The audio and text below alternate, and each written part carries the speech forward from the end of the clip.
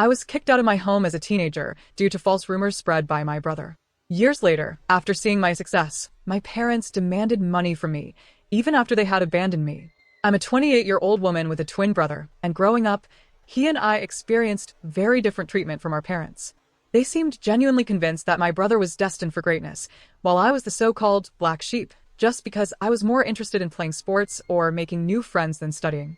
They constantly compared us, which was demoralizing and bruised my self-esteem from a young age. As a child, I had to watch my brother have extravagant birthday parties with his friends while I was treated like an afterthought. He often had sleepovers, while I was never even allowed to bring friends over to our place. To be honest, I loathed every minute of my childhood. The only person in the family who seemed to care about me was my grandmother. When she visited, she always brought me my favorite chocolates and occasionally slipped me a few dollars so I could treat myself later. As the years passed, the blatant favoritism for my twin brother gradually transformed into emotional abuse directed at me. My parents would openly mock my grades and belittle my hobbies. It felt as though no matter how much I tried, I could never meet their expectations of being the perfect child. Although I was good at sports, they barred me from participating in extracurricular activities because they wanted me to focus only on my studies, just like my brother. It was frustrating, and I felt helpless. Later, in my sophomore year, I got grounded once again. This time, the crime was having Snapchat on my phone. I had done absolutely nothing wrong. Like any other teenager, I had downloaded the app to stay connected with my friends. However, according to my parents, this was a huge violation of their trust, as they had forbidden me from communicating with anyone. They went crazy on me, throwing all my stuff around the room, taking the doors off the hinges, and telling me I would have no privacy as long as I lived under their roof. Watching my parents abuse me in this way, my twin brother, instead of supporting me, made my life even worse. The toxic environment created by our parents' unjust actions allowed him to exploit the situation to his advantage. He began a pattern of lying about me, falsely accusing me of things I never did, so he could get away with everything. If he stole something, he would effortlessly shift the blame to me. And my parents, already inclined to believe the worst about me, readily accepted his lies. He would demean me in front of my friends at school and make fun of my appearance. Despite this, I had a wide circle of friends at school because I was approachable and open to making connections. My twin, however, struggled socially. He started to resent that I could talk to people, while he, as an introvert, felt awkward. This jealousy reached a boiling point during our 14th birthday party, when no one showed up for his birthday. I have no idea why his friends did that to him, but in stark contrast, my friends took me out for ice cream, and I had an overall wonderful day. This infuriated my brother even more. To take revenge, he began spreading false rumors about me at school, portraying me as a spoiled brat. He falsely told everyone that I was allegedly physically abusing him at home. Since our parents loved him more, he took things to a disturbing level in order to fabricate evidence. He would punch himself, purposefully inflicting injuries like a black eye or bruised shoulder. The next day, he would walk into school, proudly displaying the self-inflicted injuries as proof of my supposed violence. Whenever our parents questioned him about the injuries, he would lie, claiming they were the result of innocent activities, like playing football with his friends. The lies and his alleged black eyes started to gain traction, and soon people began to believe his distorted version of events. It wasn't long before whispers started circulating, and even my friends began to look at me with suspicion. At first, I noticed subtle changes. Friends who once chatted with me in the hallways suddenly became distant. Invitations to group hangouts became fewer and farther between. It was like a switch had been flipped, and people were hesitant to associate with the supposedly spoiled girl accused of violence. One day, I mustered the courage to ask my ex-best friend why things had changed between us. She opened up about how my twin brother had been spreading rumors about me, revealing the detailed lies he had told everyone, accusing me of things I had never done. I was shocked. The feeling was a mix of disbelief and betrayal, as if the ground beneath me had given way. My brother, someone I grew up with, was spreading lies about me, accusing me of things I would never even dream of doing. It was a betrayal that cut deep, leaving me with a knot in my stomach and a heavy heart. I confronted my brother the next day at school, but he chose to ignore me. I begged him to stop lying about me, but he smirked at me and told me I deserved to rot alone. I was at a loss for words because his lies and behavior were starting to scare me. I wanted to talk to my parents, but I was afraid they would believe my brother over me. The isolation stung, especially because I had always been open to making friends. It felt like my brother's jealousy-fueled lies were tearing down the connections I had built over the years. Teachers began to catch wind of the rumors.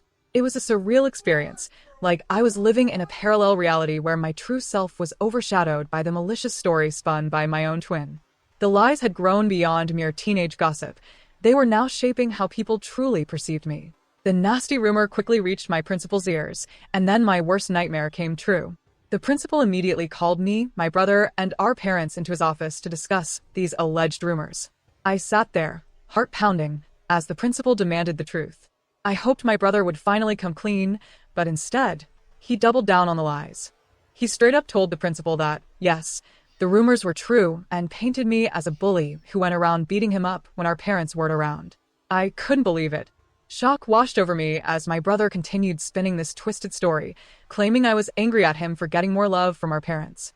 It was all a bunch of lies, but he stuck to his story like glue. My mom began to cry, hearing my brother's tale, holding on to him as though he were some kind of hero. My dad tried to comfort my brother, telling him it was brave for him to speak up and that nothing would ever happen to him. After that day, I tried to defend myself, pleading with the principal that it was all made up. I felt like I was drowning in a sea of accusations, desperately trying to swim to the surface, but my brother kept at it, insisting I was this angry, violent person, taking out my frustrations on him every day. My mom's tears kept coming as she held on to my brother, giving me accusing looks. It was like fighting against a wall of belief in my brother's made-up story. My principal reprimanded me strongly, saying the school didn't tolerate bullying and that these were grounds to suspend me. I pleaded with him not to suspend me, but he shook his head, saying he couldn't just let it slide. I begged him, tears streaming down my face, trying to tell him I hadn't done anything to my brother. The principal firmly told me I would be suspended for 10 days to set an example for others about bullying. It hit me hard, and I started crying even more, practically begging him to reconsider. My parents, angry and embarrassed by the whole situation, dragged me out of the principal's office. I didn't want to leave. I wanted to plead my case, to make them understand, but they were having none of it. When we got home, things took a drastic turn. My dad started packing my things. Out of the blue, I was shocked, confused, and had no idea what was happening. My mom asked him what he was doing, but he just shouted that he couldn't let me live in the same house as my brother anymore. I cried, practically on my knees, begging my brother to tell them the truth. But he stayed cold, unmoved by my emotions. My dad continued packing my things and threw the suitcase into our foyer. I clung to my dad's legs, still begging him not to throw me out. It felt like a nightmare unfolding. He told me that a bully like me didn't deserve to live in his house, and that he would ask his mother, my grandmother, to come and pick me up if she wanted to. It felt like the world had crumbled beneath me. I stood there in shock, surrounded by my belongings scattered in the foyer, kicked out of my own home. Eventually, my grandmother did show up. She gathered all my things, helped me put them in the car, and made sure I was settled in the passenger seat. Before walking toward the front door, she rang the doorbell, and when my dad opened the door, she started to yell at him for treating me this way. With stern determination, she warned him that if he ever tried to contact me again, she wouldn't hesitate to involve the police or Child Protective Services, as what he had done to a child like me could potentially land him in jail. My mother, attempting to deflect blame, told her that it was my fault. However, my grandmother wasn't having any of it. She stood her ground, defending me, emphasizing that I was just a child who didn't deserve to be treated in such a heartless manner. That was the first time in my life I truly felt how powerful my grandmother was. She didn't cower down to my parents, and unlike them, she trusted me. Eventually, we drove away, leaving behind my home, the only place I had ever known. I can't even begin to put into words the indescribable pain I felt during that time. I remember crying on the bed and not eating anything, despite my grandmother's urging. I told her what my brother had done, and she was shocked. She assured me she believed my side of the story, and I was grateful to have at least one person who had my back. When the 10 days of suspension finally lifted, the prospect of returning to school felt like stepping back into a lion's den. As I entered the familiar hallways, the faces of my classmates spoke volumes. Judgment, whispers, and sidelong glances. The weight of the false accusations still lingered in the air. I can't mention the brand, but I was extremely lucky to write blogs and product descriptions for them. After the project was completed, I requested that the team I worked with leave me positive reviews on my website, which they were more than happy to do. I then took screenshots of some of their reviews to post on my Instagram, knowing that working with this brand was a huge deal. As expected, a lot of other content writers reached out to congratulate me on my professional success, and some even reposted my story to help spread the word. This is how I started receiving messages from strangers who also needed help with their websites. My relatives noticed this as well, and some of them reached out to congratulate me. Eventually, I was contacted by my college's principal. He had reached out to me after seeing that I was doing so well and wanted me to come to the college for a seminar to talk to students about building a career as a content writer. I was quite nervous, as I don't do well with public speaking, but I decided to take a chance and agreed. When I found myself standing before eager faces, sharing my experiences and insights, I felt like my life had come full circle. In my speech, I talked about the struggles I had faced and how I worked hard to sustain myself despite all the tough days. It was honestly a very fulfilling experience to empower others and contribute to the growth of the writers' community. Some of my clips started going viral in Facebook groups as people resonated with my story. It felt good to be finally recognized for my hard work. Last week, I was invited to speak on a local news channel. It was a show about the benefits of content writing, and they invited me to share my journey and insights with their viewers. I was a bit nervous, but also excited for the opportunity. During the show, I talked about my experiences, the importance of client reviews, and how a simple appreciation post could open doors to incredible opportunities. The opportunity to reach a broader audience and inspire more individuals in the field was both humbling and exhilarating. When it finally aired, I shared some of these clips on my Instagram, as I was proud to be invited to a TV show. This is how my relatives and cousins started finding out how well I was doing in my career. You see, because my parents never talked about me to anyone, they had no idea that I was working with popular brands and getting invited to TV shows. This is how word quickly spread within my family. I guess this TV interview must have finally reached my parents' ears, because just a few days later, while I was working on another project and had my phone on silent, I checked my phone and, to my surprise, there were 6 missed calls from my mom. I was honestly shocked to see her name on my phone, as it had been a long, long time since she had called me. After all those years of silence, I couldn't fathom why she was calling me. I hesitatingly called her back, and she picked up immediately. Asked her if everything was okay, and my mom started to congratulate me. My dad, probably sitting right there with her, jumped into the conversation as well, starting to inquire about my life and well-being. I answered their questions without much thought. It didn't strike me as unusual until they began to ask how much I was earning these days. I told them that it was none of their business, and my dad replied that, "We're family, so you shouldn't feel shy telling us your income." I told him that I was doing well financially. Hearing this, my mom then began to say how hard their life was these days. My brows furrowed in suspicion. This is how the conversation pretty much went. "Mom, we are retired now, and we've been wanting to renovate the house for a while. It's not in the best shape, but we have no savings left." Me, okay. "Mom, your success has given us hope. After watching your TV interview today, we thought maybe you could help us out by paying for the renovations. Dad, after all, we're family. You shouldn't hesitate to share some of your earnings with us. We could really use your help."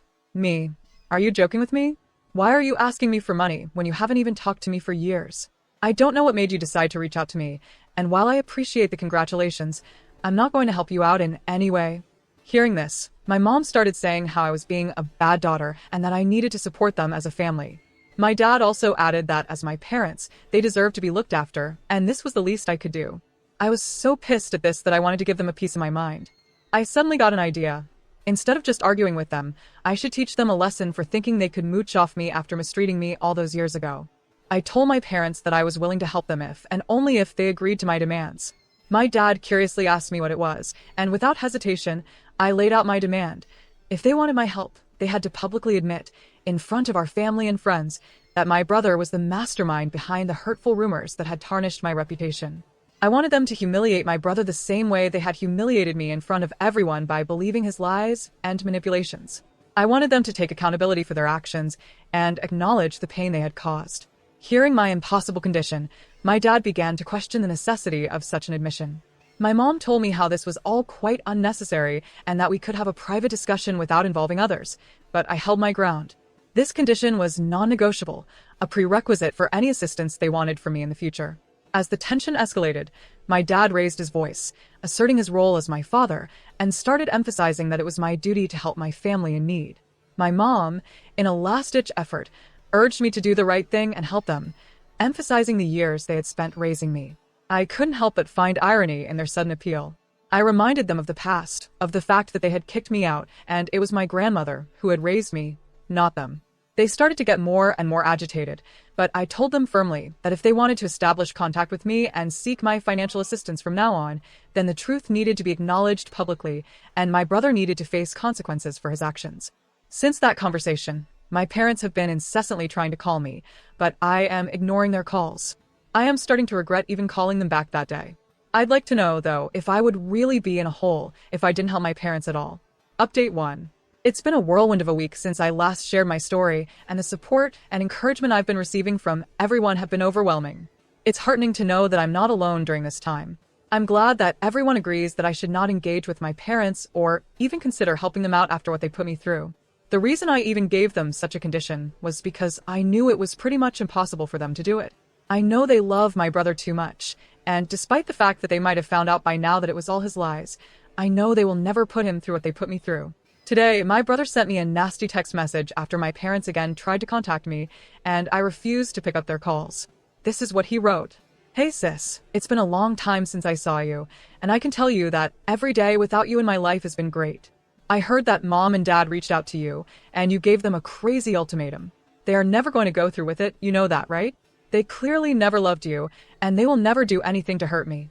I admit that I did lie about you 15 years ago, but it's been a long time since then, so stop being so selfish and try to move on from the past. You are unmarried and childless anyway, so why don't you want to help them out by paying for their repairs and renovations around the house? Do the right thing, and be a better daughter. Seeing the message felt like a stab to my chest. The audacity to dismiss the struggles I had faced and the conditions I had set spoke volumes about his lack of empathy. The attempt to guilt-trip me by emphasizing my unmarried and childless status added another layer of insensitivity. His insinuation that I should prioritize their needs over my own well-being was not only offensive, but also highlighted how little he thought of me. Fueled by frustration and a strong desire for justice, I decided it was time to take matters into my own hands and reveal the truth that had been hidden for too long. I sat down to write an email to my parents and close relatives, sharing the painful details of my childhood and the unfair treatment I had endured while growing up in my family's house. In the email, I described the strict and oppressive environment I had under my parents' roof and how they treated me compared to my twin brother. The email also delved into the malicious and completely untrue rumor my brother had spread about me in school, which had led to severe consequences and affected my reputation. I wrote about how my parents had kicked me out, and that had it not been for my grandmother, I might have been dead on the streets by now. Towards the end, I asked everyone to read a message my brother had sent me. I attached a screenshot where he admitted to lying about me. It was a clear confession that I hoped would expose the lies that had persisted for too long. I sent the email just an hour ago, and I know all hell will break loose once my parents and my brother read it. I'll update you next regarding how my family reacts to my email. Thank you for watching this video. Don't forget to subscribe and hit notification bell to stay updated.